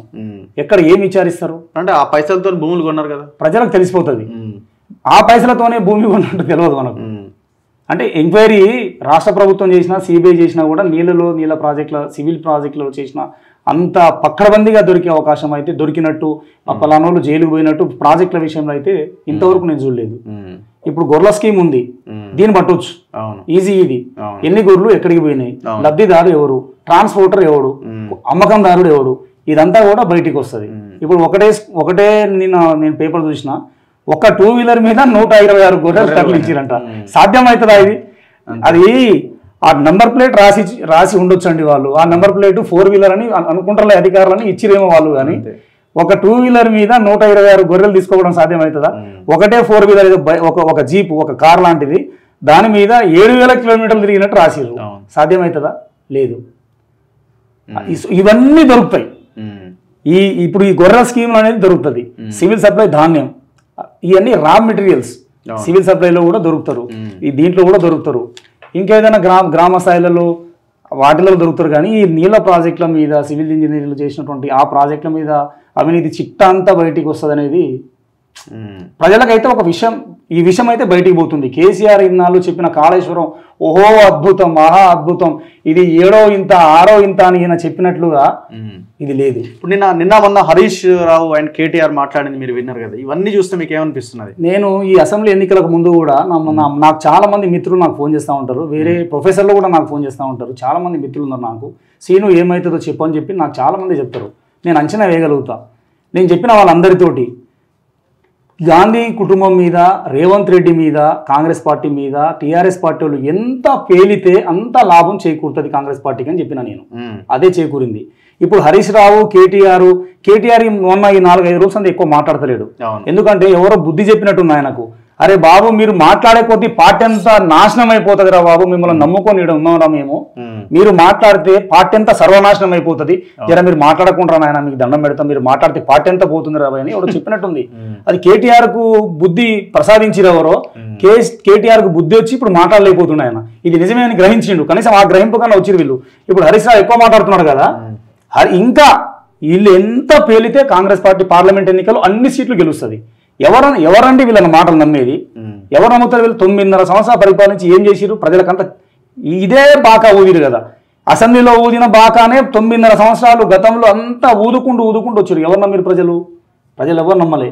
నిజంగా మీరు అన్నట్టు కాళేశ్వరం ద్వారా, తుమ్మిడిగట్టి కాళేశ్వరము, మేడిగడ్డ, సుందిల్లా, అన్నారం, ఈ అన్ని ప్రాజెక్టుల ద్వారా లక్షల ఎకరాలు వారినాయి. ఇప్పుడు మా జిల్లా మంత్రిని అడుగుతాను నేను, మా జగదీష్ రెడ్డి గారిని అడుగుతాను. ఇప్పుడు ఆయన శాసనసభలో ఎమ్మెల్యేగా ఉన్నారు. ఇప్పుడు ఆయన కాళేశ్వరమే నిజమైతే, కాళేశ్వరంలో నీళ్లు, మేడిగడ్డ, అన్నారం, సున్నీళ్ళ, వీటన్నిటిలో నీళ్లు ఉంటాయి. ఇలా సూర్యాపేట నీళ్ళు ఎందుకు వస్తలేవు? అంటే సూర్యాపేట రైతాంగాన్ని, కోదాడ రైతాంగాన్ని, తుంగతుర్తి రైతాంగాన్ని, పొలాలు వేసుకున్న రైతాంగాన్ని నాశనం చేయాలని కాంగ్రెస్ పార్టీ ఏమైనా కుట్ర పడిందా? లేకుంటే ఆ పొలాలన్నీ ఎండిపోవడం కాంగ్రెస్ పార్టీలకు సంతోషమా? బుద్ధి లేకుండా మాట్లాడుతున్నారు వాళ్ళు అల్లా. ఇదంతా వాస్తవమే. అయితే ఇంకొకటి మీరు చెప్పిన అన్ని మా జగదీష్ రెడ్డి గారు చెప్పిర్రు, సూర్యాపేట సస్యశ్యామలం అయింది అధ్యక్ష, తుంగతుర్తి, కోదాడ మొత్తం సస్యశ్యామలం అధ్యక్ష. మరి ఎందుకు నల్లగొండలో 11 సీట్లు కాంగ్రెస్ గెలిచింది? వీళ్ళంతా సస్యశ్యామలమే అయితే ప్రజలందరూ మీకే ఓటేయాలి కదా. ప్రజలు ఎందుకు ఓటేయాలి? అంటే మీరు చెప్పింది అబద్ధాలు, అసెంబ్లీలో చెప్తుంది, ఇప్పుడు చెప్తుంది కూడా అబద్ధాలే. అందుకనే ప్రజలు నమ్మలే. నీకు అర్బన్ ఏరియా హైదరాబాద్ సిటీలో గెలిచిన సీట్లు నిజంగా మీరు నీళ్ళు ఇచ్చి సస్యశ్యామలం చేస్తే రైతాంగం అంతా మీకే ఓటేయాలి, రైతాంగం మిమ్మల్ని నమ్మాలి, మిమ్మల్ని తిరిగి ప్రభుత్వంలో రానియాలి కదా. ఎందుకు ప్రభుత్వంలో రానియలేదు? మిమ్మల్ని ప్రజలు విస్మరించిర్రు. మీ మాటలన్నీ కూడా బోగస్, పచ్చి అబద్ధాలని ప్రజలు నమ్మి మిమ్మల్ని ఓడగొట్టిర్రు. కానీ ఇప్పుడు అసెంబ్లీలో ఎదురుదాడి చేస్తున్నారు కదా, దీన్ని ఏం ప్రజలు నమ్మే అవకాశం లేదా? అస్సలు ఉండదండి. 100 ఎలుకలు తిన్న పిల్లి ఇక నుండి నేను ఎలుకలను తిననని సత్యాగ్రహం చేసిందంట. టీఆర్ఎస్ పార్టీలో వాళ్ళకం చూస్తుంటే అట్లున్నది. ఇప్పుడు అసెంబ్లీలో ఎదురుదాడి దిగుతున్న ప్రజలు చూస్తలేరా? ఏం చెప్తారు? కొత్త ముచ్చట్లు ఏమైనా చెప్తుర్రా? గతంలో చెప్పిన ముచ్చట్లే కూడా అసెంబ్లీలో చెప్తారు. ఇప్పుడు ఏమైనా కొత్త ముచ్చట్లు చెప్తుర్రా? చెప్పట్లేదు కదా. నేను ఇప్పుడు వీళ్ళని అడుగుతా, అసెంబ్లీలో ప్రతిపక్ష నాయకులు అడుగుతారు కదా, ఇవాళ ఆనాడు బీఆర్ఎస్ అధికారంలో ఉన్న ఎమ్మెల్యేలు ఇవాళ వీళ్ళని అడుగుతారు కదా, కాంగ్రెస్ పార్టీ ఎన్ని రోజులైంది అధికారంలోకి వచ్చి? 100 రోజులు కూడా దాటలే. కేసీఆర్ గారు 9.5 సంవత్సరాల ముందు 2014 ఎన్నికల్లో కానీ ఉద్యమంలో కానీ కేసీఆర్ మాట చెప్తే మెడ నరుక్కుంటా కానీ మాట తప్పడన్నాడు. మెడ నరుక్కుండా ఎన్ని మాటలు తప్పినావు కేసీఆర్ కూడా మీ ద్వారా, మీ మీడియా ద్వారా చెప్తా ఉన్నా. కేసీఆర్ పార్టీలో ఉన్న శ్రేణుల్లో కూడా చెప్తా ఉన్నా నేను, కార్యకర్తలు కూడా చెప్తా ఉన్నా నేను. దళితుని ముఖ్యమంత్రి చేస్తానన్నాడు, చేసిండా కేసీఆర్? 3 ఎకరాలు భూమి ఇస్తానన్నాడు, ఇచ్చిందా? అందరికీ ఇల్లు ఇస్తానన్నాడు, ఇచ్చిందా? తెలంగాణలో ఇంచుకు నీళ్ళు ఇస్తానన్నాడు, నీళ్ళు ఇచ్చిందా? ప్రతి వాళ్ళకి ఇల్లు కట్టిస్తానన్నాడు, కట్టించిందా? 9.5 సంవత్సరాలు ఈ రోజు కూడా నాకు 3 పిల్లలు, మా పిల్లలకు రేషన్ కార్డులో ఎక్కిద్దామంటే అవకాశం లేదు నాకు. వాస్తవం కాదా ఇది? మీ కళ్ళలో కనబడట్లేవా? మీ చెవులకు వినబడట్లేవా? ఏం చూస్తున్నారని కేసీఆర్కి మద్దతు ఇస్తురా మీరు ఆ పార్టీలో ఉండి? ఇంత కేసీఆర్ చేసిన విధ్వంసం ఉమ్మడి ఆంధ్రప్రదేశ్లో కూడా విధ్వంసం జరగలే. కేసీఆర్ పాలనలోనే తెలంగాణ ఆగమైపోయింది, కేసీఆర్ పాలన తెలంగాణ నాశనం అయిపోయింది. పులి బయటకు వస్తుంది, ఇక వేటాడుతుంది అందరిని అని అంటున్నారు కదా. అంటే వీళ్ళు మిగతా వాళ్ళంతా మేకల, గొర్రెల? మిగతా వాళ్ళను మేకలుగా గొర్రెలుగా భావించుకొని నేను పులి అని భావించుకొనే ఎల్లెలకబడ్డాడు. ఈయన పులి అనుకుంటే పులి కాలేడు, వాళ్ళు పిల్లులు మేకలు అనుకుంటే మేకలు కాలేరు. ఇది ప్రజాస్వామ్యం. ప్రజాస్వామ్యంలో ప్రజలు ఎవరికి మద్దతు ఇస్తే వాళ్ళే గెలుస్తారు, వారిదే అధికారం. అంతే కదా, ఇది స్పష్టం. ఈ విషయం పులి బయటికి వస్తుంది. పులి లేదు, గిలి లేదు. కేసీఆర్ గురించి ఎక్కువ మాట్లాడడం కూడా వేస్ట్. అవుట్ నేను చెప్తున్నా, రేవంత్ రెడ్డి గారు చెప్పినట్టు ఆయన అవుట్డేటెడ్ మెడిసిన్. ఆయన పని అయిపోయింది. ఆ పార్టీని నమ్ముకొని ఎవరన్నా కార్యకర్తలు ఆ పార్టీలో ఉంటే, కల్వకుంట్ల కుటుంబాన్ని నమ్ముకొని ఆ పార్టీలో ఎవరన్నా ఉంటే వాళ్ళ భవిష్యత్తు అగమ్య గోచరం. ఉండదు ఆ పార్టీ, ఉండదు. అటు బీజేపీ ఇప్పుడు అంత వాళ్ళు ఏం నమ్మిస్తారు అంటే, నాయకులకు ఎమ్మెల్యేలకు ఏం నమ్మిస్తారు అంటే, ప్రభుత్వాన్ని కూలగొడతాం, అబ్బా నిజంగా ఇది అవుతుందేమో, నిజం ఇది అవుతుందేమో తొందరలోనే తన పార్టీ నాయకులకు నమ్మకం కలిగించేటందుకు, తన పార్టీ నాయకులు ఎమ్మెల్యేలు కార్యకర్తలు పార్టీ నుండి జారిపోకుండా ఉండేటందుకు ప్రగల్భాలు పలుకుతున్న ప్రగల్భాలు, కానీ అది సాధ్యం కాదు. ఇప్పుడు 6 గ్యారంటీస్ ఇంకా అమలు స్లోగానే నడుస్తున్నది. రైతు బంధు విషయంలో కొంత గ్యాప్ లేట్ కనిపిస్తా ఉన్నది. ఇవన్నీ రేపు ఎంపీ ఎలక్షన్స్ మీద ప్రభావం చూపించవా? అవును, వాస్తవమే. రైతు భరోసా, రైతు బంధు నాకు కూడా 4 ఎకరాలకు, మా ఫాదర్కి 4 ఎకరాలు ఉంటే 4 ఎకరాలకు రావాలి రైతు బంధు, కానీ రాలే. ఇంకా రాలేదు 4 ఎకరాలకు రాలేదు. వాస్తవమే ఇది. అయితే ఏమవుతుందంటే, గత ప్రభుత్వం చేసిన తప్పులు ఈ కొత్త ప్రభుత్వం కూడా చేయొద్దు అనేది నేను గవర్నమెంట్కి సూచన చేస్తా ఉన్నా. మీరు ఒక రైతుగానే చెప్తా ఉన్నా, రైతు బిడ్డగా చెప్తా ఉన్నా. గత ప్రభుత్వం చేసిన తప్పులన్నీ మీరు కూడా చేస్తే గత ప్రభుత్వానికి మీకు తేడా ఏముండదు. గత ప్రభుత్వంలో రాజీవ్ సాగర్ హైవేకి రైతు బంధు ఇచ్చిర్రు, శ్రీశైలం హైవేకి రైతు బంధు ఇచ్చిర్రు, గుట్టలకు కొండలకు అనేక వాటికి రైతు బంధు ఇచ్చిండు. 80,000 పుస్తకాలు చదువుకున్న ఎంఎస్సి పొలిటికల్ సైన్స్ చదివిన మన మాజీ ముఖ్యమంత్రి కేసీఆర్, నువ్వు సిగ్గుపడాలి, నువ్వు సిగ్గుపడాలి. ఇవాళ 80,000 పుస్తకాలు చదువుకున్నా అని చెప్పినోడివి ఏ రహదారులకు రైతు బంధు వెళ్తుందో తీయలేకపోయినావా? మాజీ ముఖ్యమంత్రి మహామేధావి, మేధావి కాదు మేధావి. రైతు బంధు కలెక్టర్లకు రైతు బంధు ఎందుకండి? ఐపీఎస్ ఆఫీసర్లకు రైతు బంధు దేనికి? నెలకు ₹1,00,000 జీతం తీసుకుంటున్న గవర్నమెంట్ ఆఫీసర్లకు రైతు బంధు ఎందుకు? భూస్వాములకు రైతు బంధు ఎందుకు? సినిమా హీరోలకు రైతు బంధు? ఏమైనా బుద్ధి ఇంకిత జ్ఞానం ఉందా? అరే నన్ను తీసుకోబోయే సలహా అడిగినా నేను ఇచ్చేటోండి, నన్ను సలహా అడిగినా నేను ఇచ్చేటోండి. వీళ్ళక ఇవ్వాల్సింది ఉచితాలు అనుచితాలు కావద్దు. ఎవరికి ప్రయోజనం చేకూర్చాలనో వారికే ప్రయోజనం చేకూరాలి. ఇష్టం వచ్చినట్లు అత్త సొమ్ము అల్లుడు దానం చేసినట్టు చేసిండు కేసీఆర్. తెలంగాణ రైతులకే కాదండి, బీహారు, పంజాబ్, హర్యానా, మహారాష్ట్ర, కర్ణాటక, ఆంధ్రప్రదేశ్, ఒరిస్సా వీళ్ళందరినీ తిప్పును తెలంగాణ సొమ్ము అందరికీ పంచిపెట్టిన మహానుభావుడు ఆయన. ఆయన సొమ్ము కాదు కదా అది. కేసీఆర్ ఆస్తులు అమ్మిచ్చిందా? కేసీఆర్ భూములు అమ్మిచ్చిందా? ఎక్కడికి వెళ్ళి ఇచ్చిండు? ప్రజలు వివిధ రూపాల్లో కట్టిన పన్నులు, ట్యాక్సుల ద్వారా కూడా పలికినటువంటి తీసుకోపోయి ఇతర రాష్ట్రాలకు పంచిపెట్టిండు కేసీఆర్. నేను ఏం చెప్తామంటే, గవర్నమెంట్ 6 గ్యారెంటీలు ఇచ్చింది, 100 రోజులు టైం అడిగిరు వాళ్ళు. ప్రభుత్వానికి 100 రోజులు కాదు, 6 నెలలు టైం ఇచ్చినా కూడా తక్కువే. ఎందుకంటే ప్రజాస్వామ్యంలో రావు గారు, ప్రజాస్వామ్యంలో వచ్చిన ప్రభుత్వాన్ని వెంటనే నైతిక విలువలు ఉండాలి. మొదలు మీరు ఏం చేసిర్రు? పోయిన ప్రభుత్వం ఏం చేసింది, ఇప్పుడు ప్రభుత్వం ఏం చేస్తుంది, అంచనా వేయడానికి, ఒక అసెస్మెంట్ చేయడానికి మినిమం 6 నెలలు టైం ఇవ్వాలి. మినిమం 6 నెలల టైం వరకు చాలా మంది బయట అడుగుతారు, రఘు మీరు ప్రశ్నించిరు, రఘు క్యూ న్యూస్ మల్లన్న మీరు ప్రశ్నించిర్రు, ఇప్పుడు మీరు ప్రశ్నించరా ప్రభుత్వాన్ని అని అడుగుతారు. మాలాంటి వాళ్ళని కూడా అడుగుతారు. ఎస్, 100% ప్రశ్నిస్తాం. రేవంత్ రెడ్డి మాకేం ముద్దు కాదు, కాంగ్రెస్ పార్టీ మాకు ముద్దు కాదు. ప్రజాస్వామ్యవాదులం, ప్రజాస్వామ్య విలువలు తెలిసిన వాళ్ళం, ప్రజల పక్షాన ఉండదలుచుకున్న వాళ్ళం ఉంటాం. కాబట్టి రేవంత్ గవర్నమెంట్ని కూడా ప్రశ్నిస్తాం. కానీ 6 నెలలు టైం ఉండాలి. 100 రోజులు వాళ్ళు టైం చెప్పారు. ఇప్పటికి 2 గ్యారెంటీలకి అమలు చేస్తూ ఉండరు వాళ్ళు. ఇంకొక 4 గ్యారెంటీలను కూడా వెయిటింగ్ చేయాలి. ఓకే, గ్యాస్ ఒకటి ఉన్నది, గృహలక్ష్మి 2500 ఒకటి ఉన్నది, రైతు భరోసా ఒకటి ఉన్నది. కాబట్టి లేట్ అయినా పర్వాలేదు, రేవంత్ రెడ్డి గారు ఈ ప్రభుత్వానికి చేసే సూచన సలహా ఒకటే, లేట్ అయినా పర్వాలేదు కానీ కేసీఆర్ చేసిన తప్పుల్ని మీరు చేయకండి. అదే పనిలో ప్రభుత్వం ఉంటుందని చెప్పేసి కూడా నేను కూడా అనుకుంటా ఉన్నాను. అందుకని లేట్ అవుతా ఉంది. కానీ ఇవి పెద్ద కష్టమే కాదు. 6 గ్యారెంటీలు ఇవ్వడం చాలా కష్టం కాదు. మీరు ఇప్పుడు 53.6% మంది రైతులకు రైతు బంధు అందింది, మొన్న పేపర్లో చూసిన నేను. ఓకే, అంటే ఇక మిగిలిన రైతులు అంతా కూడా భూస్వాములేనండి.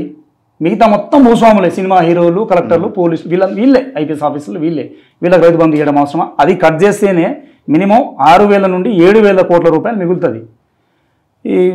ఇప్పుడు ఇది బస్సు ఉంది, బస్సులో ఫ్రీగా పోతున్నారు మహిళలు. ఎంఆర్ఓ ఆఫీస్లో పనిచేసే ఎంఆర్ఓ కూడా ఫ్రీగానే పోతుంది. ఎంపీడీఓ ఆఫీస్లో పనిచేసే ఎంపీడీఓ అమ్మ కూడా, అంటే లేడీ మహిళలు ఉంటే. ఫ్రీ బస్సు మీద పెద్ద చర్చ నడుస్తున్నది. ఇది కరెక్ట్ కాదు. ఇది ఫ్రీ బస్సు వద్దే వద్దా? కాదు, ఫ్రీ బస్సు ఉండాలి. ఒక ఫ్రీ పథకం, ఉచిత పథకము. నేను ఏం చెప్తున్నా అంటే, ఉచిత పథకాలు ఎవరికి అందానో వాళ్ళకి అందాలి సార్. కేసీఆర్ నిర్వాహకం వల్ల తెలంగాణలో సామాజిక, ఆర్థిక, రాజకీయ అసమానతలు చాలా పెరిగినాయి, బాగా పెరిగినాయి. 10 ఎకరాల భూస్వామికి రైతు బంధు ఇచ్చినావు, ఎకరం ఉన్నోనికి రైతు బంధు ఇచ్చినావు. అంటే ఎకరం ఉన్నోడు ఎప్పుడు 10 ఎకరాల భూస్వామి కాడికి రావాలి? అసమానతలు పెరిగినాయి. అందుకని నేనేం చెప్తున్నా అంటే, ఈ గవర్నమెంట్కి ఫ్రీ బస్ ఏదైతే ఉన్నదో ఎవరికి ఇవ్వాలో వాళ్ళకే ఇవ్వండి, కానీ అందరికి ఇవ్వకండి. బ్యాంక్లో ఎంప్లాయీ ₹1,00,000 జీతం తీసుకుంటుంది, ఆవిడ కూడా బస్సులో వస్తుంది, ఫ్రీ బస్సులో వస్తుంది. కూలీ లేబర్ మీద అడ్డా పని చేసి పార పని పెట్టుకుని పోతుంది ఒక ఆవిడ మహిళ, ఆమె కూడా బస్సు ఎక్కిపోతుంది. ఇప్పుడు ఉచిత బస్ అనేది అడ్డా మీద కూలి చేసుకునే ఆమెకి అన్న, లేకుంటే బ్యాంకులలో పోయి పనిచేసి నెలకు ₹1,00,000 సంపాదించే ఆమెకి అన్న, ఎవరికి ఇవ్వాలి? ఎవరికి ఇవ్వాలో వాళ్ళకే కదా. రాజ్యాంగం సూచిస్తుంది కూడా, అంబేద్కర్ గారు చెప్పింది కూడా అదే కదా. కాబట్టి ప్రభుత్వము తక్షణమే దీని మీద సమీక్ష చేయాలి. ఇది కరెక్ట్ కాదు. బస్సు ఆటో డ్రైవర్లు కూడా పాపం వాళ్ళు నష్టపోతున్నారు. ఆటో డ్రైవర్లు కూడా నష్టపోతున్నారు. ఆటో డ్రైవర్లు కూడా ఏదో ఇవ్వాలని చెప్తున్నారు. వాళ్ళు కూడా మేము ఆలోచిస్తున్నామని కూడా చెప్పారు. ఆల్రెడీ కాంగ్రెస్ పార్టీ మేనిఫెస్టో వాళ్ళు పెట్టిర్రు, 1,200 ఇస్తామని. 12,000 ప్రతి సంవత్సరానికి 12,000 ఇస్తామని చెప్పిర్రు. అది కాదు, ఇంకా కూడా ఆలోచన చేసి వాళ్ళకు కూడా ఏదైనా జీవనోపాధి కల్పించాలి. ఎందుకంటే ఆటోలోనే చాలా మంది నమ్ముకొని ఉన్నారు. హైదరాబాద్లో ఎక్కడ పోయినా కూడా బైక్లు ఎంత కనిపిస్తే ఆటోలు అంతే కనిపిస్తున్నాయి. కాబట్టి ఇవ్వాలి. సో ఓవరాల్గా ఇప్పుడున్న రేవంత్ రెడ్డి పరిపాలన అనుకూలంగానే, ఫీల్ గుడ్ లాగానే ఉన్నదా? నాకైతే కేసీఆర్ పాలన పోవడం అనేది ఒక పెద్ద బరువుని దించేసినట్టు అయిపోయింది. చాలా హ్యాపీగా ఫీల్ అయినా నేను. ఇప్పుడు రేవంత్ రెడ్డి గారి గవర్నమెంట్ చూస్తుంటే ఏముందంటే, ఒక ముఖ్యమంత్రి నిత్యం ప్రజల్లో కనబడతా ఉండు. ఆ సమీక్ష అంటూ, ఆ డిపార్ట్మెంట్ సమీక్ష, ఈ డిపార్ట్మెంట్ సమీక్ష. కంపేర్ ఎట్లా చేస్తారు కేసీఆర్ కి రేవంత్ కి? అస్సలు కంపేర్ లేదండి. కేసీఆర్ అనేట ఆయన రాజు, ఆయన నిజాం రాజు. ఆయన నిజాం రాజుకి ప్రజల నుండి వచ్చిన సామాన్య నాయకునికి తేడా ఉంటుంది? ఉండదు. ఆయన శాశ్వత రాజు. ఆయన అధికారంలో ఉన్న రాజే, అధికారంలో లేకపోయిన రాజే. తెలంగాణ సంపద ఎన్ని వేల భూములు, ఎన్ని వేల ఎకరాల భూములు కావాలో అన్ని వేల ఎకరాలు సంపాదించుకున్నారు. ఎన్ని కింటాల బంగారం కావాలో అన్ని కింటాల బంగారము, అన్ని కింటాల వెండి సంపాదించుకున్నారు, డబ్బు సంపాదించుకున్నారు. మొత్తం సంపాదించుకొని ఇప్పుడు ఏదైనా ఫ్లైట్కి వెళ్ళిపోయినా కూడా ఏ దేశంలో పోయినా రాజే ఆయన. రేవంత్ రెడ్డి గారు అట్లా కాదు. ఆయన సాధారణ వ్యవసాయ కుటుంబం నుండి వచ్చిన ఆయన, ఒక జెడ్పీటీసీ స్థాయి నుండి వచ్చిన ఆయనకి ఈయన కంపేర్ సార్. జెడ్పీటీసీ స్థాయి నుండి ఒక చరిత్ర పక్కన పెట్టినప్పుడు అంటే పరిపాలనలో కూడా రైట్, ఓకే, పరిపాలన కూడా చూద్దాం సార్. ఏం సమీక్ష చేశాను సార్ కేసీఆర్ గారు? ఎక్కడ లంచాలు బాగా దొరుకుతాయో, ఎక్కడ అక్రమాలు, డబ్బులు, కమిషన్లు బాగుంటాయో ఆ డిపార్ట్మెంట్ని సమీక్ష చేయడం చూసిన నేను. ఈ మిగతా హెల్త్ డిపార్ట్మెంట్ మీద ఎప్పుడైనా సమీక్ష చేయంగా మీరు చూసిరా? నేనైతే చూడలేదు. విద్యా ఎడ్యుకేషన్ డిపార్ట్మెంట్ మీద సమీక్ష చేసి ఎక్కడ ఎన్ని టీచర్లు అవసరము, ఎక్కడ ప్రొఫెసర్లు అవసరము, ఎక్కడ స్టూడెంట్లు ఇబ్బంది పడుతున్నారు, ఏ హాస్టల్ బాగుంది, ఏ హాస్టల్ బాగాలేదు, పిల్లగాలు ఎందుకు ఆత్మహత్యలతో చచ్చిపోతున్నారు, వానపాములు పడ్డాయి తింటున్నటువంటి అన్నంలో, పురుగులు పడ్డాయి, ఎలుకలు కుట్టినాయి, పాములు కుట్టినాయి. చాలా మంది ఇట్లా ఎక్కడ పోయి సమీక్ష చేసింది ఈయన? చేయలేదు. కానీ ఆ రేవంత్ రెడ్డి గారిని చూస్తుంటే హెల్త్ డిపార్ట్మెంట్ మీద సమీక్ష చేస్తుండు, ఎడ్యుకేషన్ డిపార్ట్మెంట్ మీద ఇప్పుడు మెగా డిఎస్సి ఇస్తా అని చెప్పేసి అంటుండు. అట్లా అనునిత్యం ప్రజల్లో ఉంటుండు ఆయన. ప్రజల్లో ఉండడమే కాదు, అధికారులను కూడా ఉరుకులు పరుగులు నాకు తెలిసి చాలా బాగా చేస్తున్నాడు. ఇట్లా చేయాలి. తెలంగాణ ప్రజలు కోరుకుంది కూడా ఈ రకమైన పరిపాలన నిరుద్యోగులు హ్యాపీగా ఉన్నారా? అంటే ఇప్పుడు మీలాంటి వాళ్ళు నోటిఫికేషన్లు వస్తున్నాయి. నేను నా మటుకు నేను హ్యాపీగానే ఉన్నా. నోటిఫికేషన్లు వస్తున్నాయి. ఈ దొరగారు ఈయన కండక్ట్ చేసిన ఎగ్జామ్లో కూడా రిజల్ట్ ఇవ్వలేకపోయిండు, నియామక పత్రాలను ఇవ్వలేకపోయిండు. గవర్నమెంట్ వచ్చింది, నియామక పత్రాలు ఇస్తుంది. అన్ని టీఎస్పీఎస్సీ మీద సమీక్ష చేయడము, టీఎస్పీఎస్సీని ప్రక్షాళన చేయడము, చైర్మన్ని మార్చడము, అదంతా కూడా వేగంగా జరుగుతుంది. కాబట్టి నిరుద్యోగ సోదరులకు, నా తోటి మిత్రులకు, కాంగ్రెస్ పార్టీ అధికారంలో రావాలని కోరుకున్న ప్రతి వాళ్ళకు కూడా నేను చెప్పేది ఒకటే, మీరు ఇప్పుడు ప్రతిపక్షాల ట్రాప్లో పడొద్దు. మీరు ఏకాగ్రతతోటి అన్ని నోటిఫికేషన్లు వస్తాయి. ఇప్పుడు అన్ని నోటిఫికేషన్లలో మీ ఉద్యోగాలను మీరు సంపాదించుకోండి, చదువుకోండి, కష్టపడండి. ఉద్యోగాలు వస్తాయి, కష్టపడ్డలకి ఉద్యోగాలు వస్తాయి. పైరవీలు అయితే జరగవు. గత ప్రభుత్వానికి ఈ ప్రభుత్వం చాలా తేడా కనబడుతుంది. పైరవీలు నమ్మకోకండి, చదవండి, కష్టపడండి, ఉద్యోగాలు వస్తాయి. ఈ గవర్నమెంట్ 2 లక్షల ఉద్యోగాలు ఇస్తాం, జాబ్ క్యాలెండర్ కూడా ప్రకటిస్తామని చెప్పారు. కాబట్టి జాబ్ క్యాలెండర్ ప్రకటిస్తారా అవన్నీ కూడా చూడండి, తొందరపడకండి, బాగా చదవండి, ఉద్యోగాలు వస్తాయి మీకు. ఇప్పుడు కవిత పూలే విగ్రహం పెట్టాలి అసెంబ్లీలో అంటుంది కదా, నవ్వు వస్తున్నది, యాక్టివ్గా నవ్వు వస్తున్నది, జనం అందరు నవ్వుకుంటున్నారు.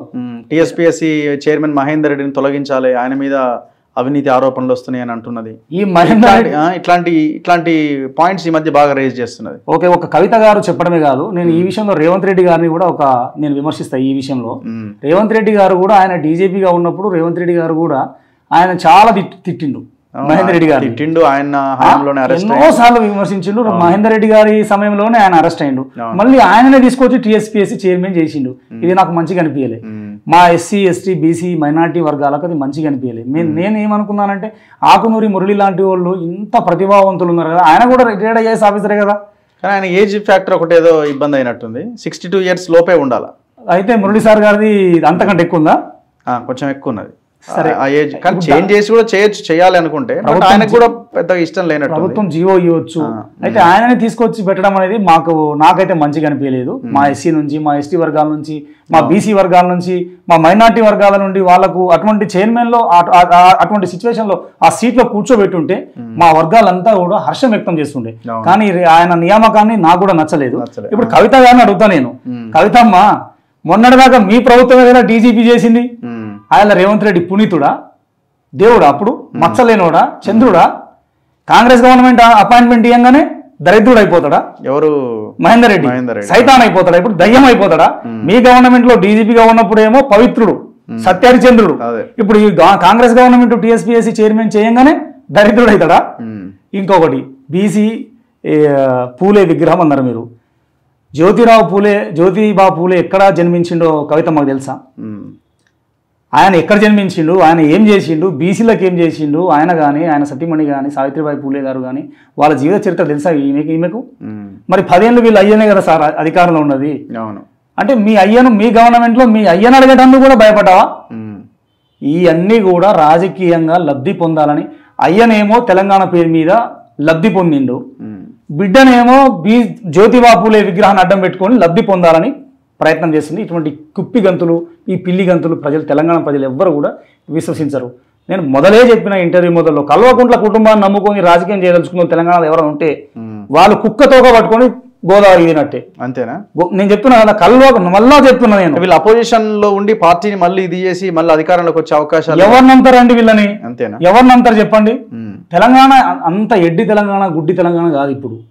ఇప్పుడు కాంగ్రెస్ ని అధికారం తెచ్చింది కదా, కాంగ్రెస్ ఏం పెద్ద ప్రజల పక్షాన 9.5 సంవత్సరాలు పెద్ద పోరాటం చేసి ప్రజల పక్షాన ప్రజల ఇష్యూస్ ని మొత్తం రోడ్డు మీదకి వచ్చి బైఠాయించి ఆటలు, ఆందోళనలు, ధర్నాలు రాస్తారా, రైతుల పక్షాన కొట్లాడారు.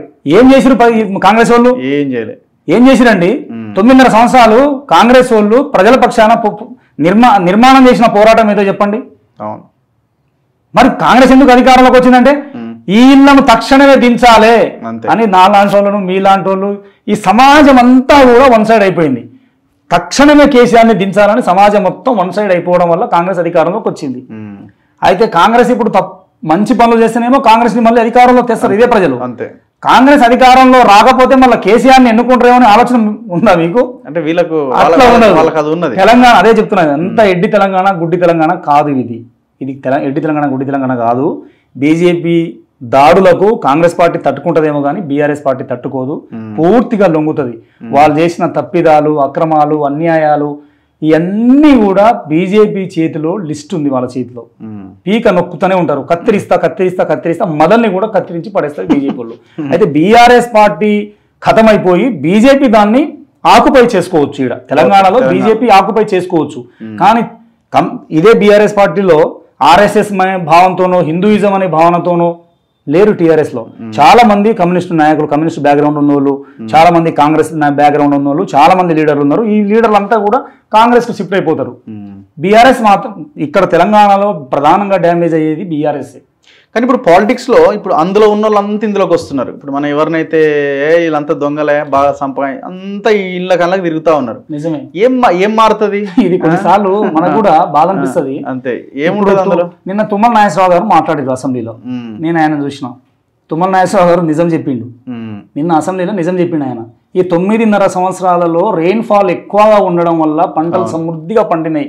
దాని కేసీఆర్ కట్టించిన ప్రాజెక్టుల వల్లనే రైతాంగం ఇన్ని వేల మెట్రిక్ టన్నుల ధాన్యాన్ని పండించింది. కేసీఆర్ తెలంగాణను సస్యశ్యామలం చేస్తూ వచ్చిండు అని ప్రజలను నమ్మించగలిగిండు ఈ 9.5 ఏళ్లలో. Because of only over rainfall. కాబట్టి ఓన్లీ ఓవర్ రెయిన్ఫాల్ తోటి పంటలన్నీ పండినాయని చెప్పేసి నిన్న చెప్పిండు. అది వాస్తవం. మేము కూడా చాలా రైతులకు చెప్పినాం.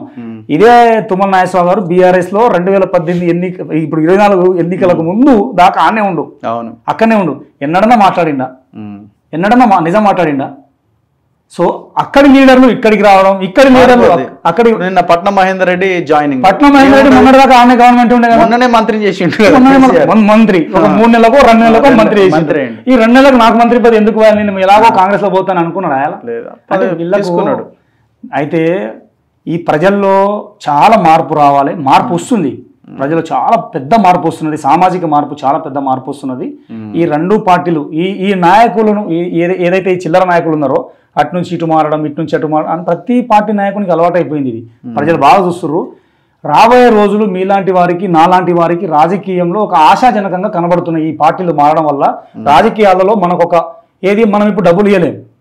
ఓటుకు 2000 పంచినారు సార్ ఇప్పుడు, అది మనం ఇవ్వలేం. కానీ ప్రజలే నోట్లు ఇచ్చి నాయకులను చేసే రోజు తెలంగాణలో రాబోతున్నాయి. ఇప్పుడు మీది ఉమ్మడి నల్గొండ జిల్లానే కదా, మొత్తం అక్కడ కొన్ని ఫ్యామిలీస్ దే కదా పాలిటిక్స్ అంతా, రెడ్డిలే. ఇప్పుడు నల్గొండ, భువనగిరి 2 ఎంపీ టికెట్లు కూడా మాకే కావాలి, మా ఫ్యామిలీలో వాళ్ళకే కావాలని కూర్చున్నారు. ఏం మారుతుంది ఆ ఉమ్మడి నల్గొండ జిల్లా రాజకీయం?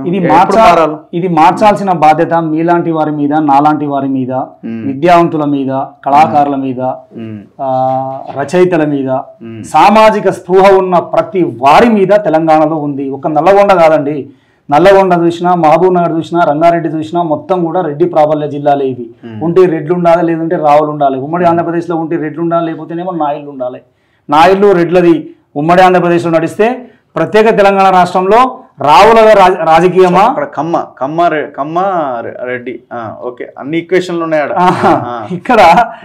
ఉమ్మడి ఆంధ్రప్రదేశ్ లో నడిచినాయి. కానీ తెలంగాణలో వచ్చి ఇప్పుడు ఉంటే ఎలమవల్ల రాజ్యమా లేకపోతే రెడ్ల రాజ్యమా అన్నట్లు సాగుతుంది. ఇది ఇప్పుడు మనం ఆలోచిస్తున్నట్లు ప్రతి ఊరిలో, ప్రతి గల్లీలో, ప్రతి యువకులు, రైతులు అందరూ కూడా ఆలోచన చేస్తున్నారు.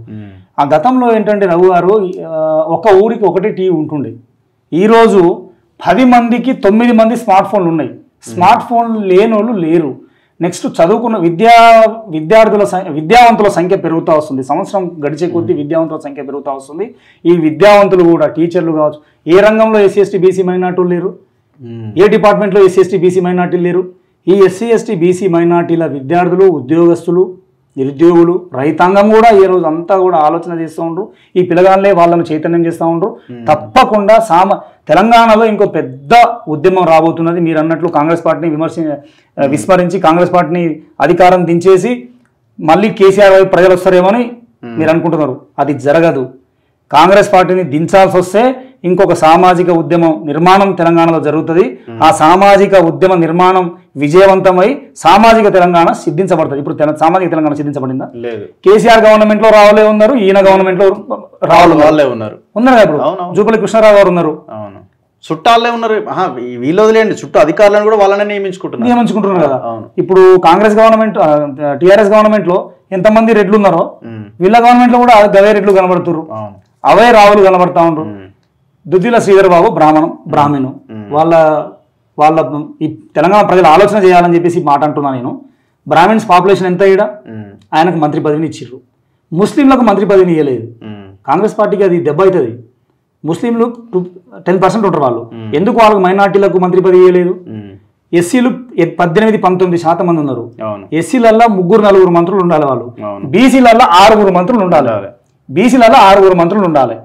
నేనేం చెప్తున్నా అంటే వీళ్లకు, మీరు గత ప్రభుత్వంలో కేసీఆర్కు జోకినట్లు, కేసీఆర్కు వంగి దండాలు పెట్టినట్టు, అయ్యా నమస్తే దొరా బాంచాన్ని కాల్మొక్తా అని బతికినట్లు గతంలో ఎమ్మెల్యేలు కేసీఆర్ దగ్గర బతికిర్రు, గత మంత్రులు బతికిరు కేసీఆర్ దగ్గర దొరా కాల్మొక్తా బాంచన్ అని. ఐఏఎస్ ఆఫీసర్లు, ఐపీఎస్ ఆఫీసర్లు అందరూ కూడా చెప్పిన కదా, రాజు చూసినట్టు చూసి నన్ను కేసీఆర్ని చూసిర్రు. మీరు కూడా ఈరోజు రేవంత్ రెడ్డి గవర్నమెంట్లో ఉన్న ఎస్సీ ఎమ్మెల్యేలు, ఎస్టీ ఎమ్మెల్యేలు, బీసీ ఎమ్మెల్యేలు, మైనార్టీ ఎమ్మెల్యేలు, ఈవెన్ ఈ 4 వర్గాల మంత్రులు మీ ప్రజల హక్కుల కొరకు, మీ ప్రజల ప్రయోజనాల కొరకు మీరు కొట్లాడకపోతే, నేను చెప్తున్నా కదా, రాబోయే రోజుల్లో సామాజిక ఉద్యమం తెలంగాణలో మొదలవుతుంది. ఆ ఉద్యమంలో మిమ్మలను ఓడగొడతారు, మిమ్మల్ని ఇంటికే పరిమితం చేస్తారు. రఘు లాంటి వాళ్ళు, నా లాంటి వాళ్ళు, ఎంతోమంది ఎమ్మెల్యేలు, ఎంపీలు, మంత్రులుగా రాబోయే రోజుల్లో తెలంగాణలో జరుగుతుంది. దగ్గర పెట్టుకొని ఇచ్చిన అధికారాన్ని ప్రజల కొరకు వాడండి. మీరు ఇంత మీ జిల్లాలో ఈక్వేషన్ మారుతుందా? మా జిల్లాలో ఈక్వేషన్స్ మారవండి, ఇప్పుడు మారవు, చాలా కష్టం. పాతుకుపోయి అది ఏమంటారు దాన్ని, వేళ్ళుండిపోయినారు వాళ్ళు మొత్తం రెడ్లు. ఇప్పుడు అలా ఎస్సీ నియోజకవర్గాల్లో కూడా వీళ్ళదే పెత్తనం. ఎస్సీ నియోజకవర్గంలో కూడా వీళ్ళు మాట్లాడమంటే మాట్లాడాలి. సామెలు సామెలు అంటే కూర్చోవాలి. ఇప్పుడు మందుల సామెలు గారు చూస్తున్నాం. మందుల సామెలు గారు నాకు తెలిసిన ఆయనే. నేను మందుల సామెలు గారు ఉద్యమంలో చాలా రోజులు తిరిగిన మేము. నేను ఆయనను పట్టుకొని ఏ మాట కామాట, ఇప్పుడు వాళ్ళు ఏ మాట కావాలి, టికెట్లు ఇస్తేనే వాళ్ళు పోటీ చేయాలి. మందుల సామెలు గారు వేముల వీరేశం అంతా సూటిగా స్పష్టంగా ఇదిగా ఉంటాడు కదా, ఆయన పార్టీలో జాయిన్ అవ్వడానికి 3 నెలలు టైం పట్టింది. అంటే వాళ్ళు రమ్మంటే రావాలి, పొమ్మంటే పోవాలి. ఈమెయిల్ వీరేశం గారిని జాయిన్ చేసి అవసరం లేదు రాబాయి, మా పార్టీ అంతా ఓవర్లోడ్ అయిపోయింది.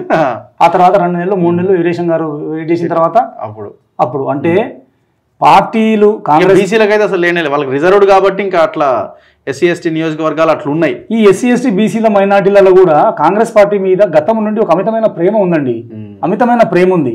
ఇది వదులుకోవాలి. మనకి ఏ పార్టీ శాశ్వతం కాదు, ఏ ప్రభుత్వం శాశ్వతం కాదు. మన బతుకులు, మన జీవన విధానాలు మారుతున్నాయా, మారట్లేవా? ఏ ప్రభుత్వం మన బతుకుల మీద, మన జీవన విధానం మీద శ్రద్ధ పెట్టి అధిక నిధులు కేటాయించి మన జీవన విధానం మార్పుకు సహకరిస్తుందో ఆ ప్రభుత్వానికి మనం ఓట్లు వేయాలి తప్పిస్తే గుడ్డిగా. ఇప్పుడు మా ఎస్టీలు ఉన్నారు, నిన్న ఎన్నికల్లో 53% లంబాడీలు కాంగ్రెస్ పార్టీకి ఓటేసిర్రు. లంబాడీలకు ఇంతవరకు మంత్రివర్గంలో పదవులు ఇవ్వలే. ఒక్కరు లేరా ఇప్పుడు? లంబాడీలో లేరు. సీతక్క గారు ట్రైబ్స్ నుండి ఉన్నారు, ఆమె ట్రైబ్స్ నుండి ఉన్నారు. కానీ నేనేమంటా, మేమెంత మందో మాకంత వాటా కావాలి కదా. 12% ఉన్నాం మేము. మరి మాకు 2 మంత్రులను కేటాయించాలి. ఇప్పుడు ఉన్నారా? లేదు. కాబట్టి అక్కడ ఎన్నుకోబడ్డ నాయకులు వంగి దండాలు పెట్టకండి, బానిసగిరి చెంచాగిరి చేయకండి. మీ హక్కుల కొరకు, మీ ప్రజల కొరకు కొట్లాడండి. విద్య కొరకు కొట్లాడండి, వైద్యం కొరకు కొట్లాడండి. మెరుగైన జీవన ప్రమాణాలు పెంచడానికి ఏవైతే దోహదం అవుతాయో ఆ వాటన్నిటి కొరకు మీరు మాట్లాడండి. అక్కడ మీరు కేసీఆర్ దగ్గర ఎమ్మెల్యేలు పడి ఉన్నట్టు అందుకనే కదా అయ్యారు అందరు. శంకర్ నాయకులు లాంటి వాళ్ళు ఎక్కడ పోయారు, సత్యవతి రాథోడ్ లాంటి వాళ్ళు ఎక్కడ పోయారు? వంగి దండాలు పెట్టింది మా సత్యవతి రాథోడ్. ఆమె చెప్పులు వేసుకోకుండా కేసీఆర్ మళ్ళీ మంత్రి నా మీద కేసు పెట్టిందండి. మీకు తెలియదు? కేసు పెట్టిందా? సత్యవతి రాథోడ్ గారు నా మీద కేసు పెట్టింది. ఒక వీడియో చేసిన ఆమె మీద నేను. ఈ ట్రైబల్ మీ భాషలో చేసినట్టున్నారుగా. నేను నా భాషలో ఒక వీడియో పెట్టినా. నేను ఆ వీడియో పెట్టినందుకే వీళ్ళకి జీవో ఇచ్చిన ఆ రోజు నైట్.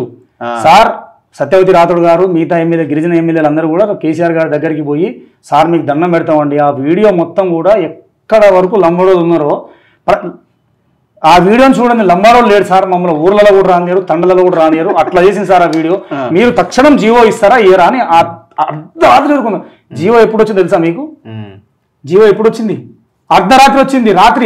అర్ధరాత్రి 1:30-2 గంటలకు ఆ ప్రాంతంలో. అప్పటి వరకు కేసీఆర్ ఇంటి నుంచి వాళ్ళు లేవలే. మీరు జీవో ఇస్తేనే మేము పోతాం. ఎందుకమ్మా?